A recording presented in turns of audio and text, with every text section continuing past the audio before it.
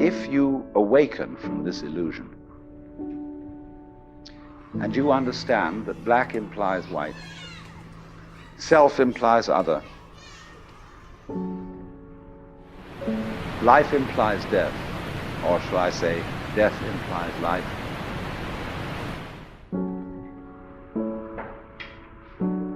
you can feel yourself not as a stranger in the world, not as something here on probation, not as something that has arrived here by fluke, but you can begin to feel your own existence as absolutely fundamental.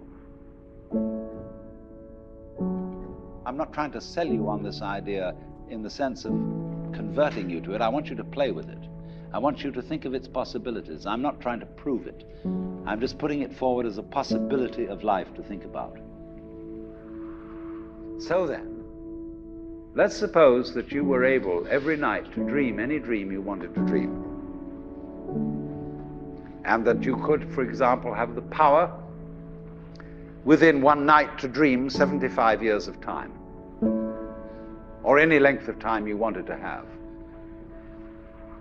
And you would naturally, as you began on this adventure of dreams, you would fulfill all your wishes. You would have every kind of pleasure you could conceive. And after several nights of 75 years of total pleasure each, you would say, well, that was pretty great. But now let's have a surprise. Let's have a dream which isn't under control. Well, something is going to happen to me that I don't know what it's going to be. And you would dig that and come out of that and say, wow, that was a close shave, wasn't it? And then you would get more and more adventurous, and you would make further and further out gambles as to what you would dream. And finally, you would dream where you are now. You would dream the dream of living the life that you are actually living today. That would be within the infinite multiplicity of choices you would have, of playing that you weren't God.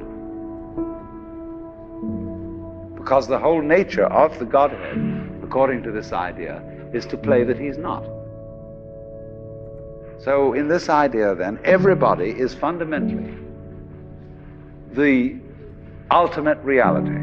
Not God in a politically kingly sense, but God in the sense of being the self, the deep down basic whatever there is.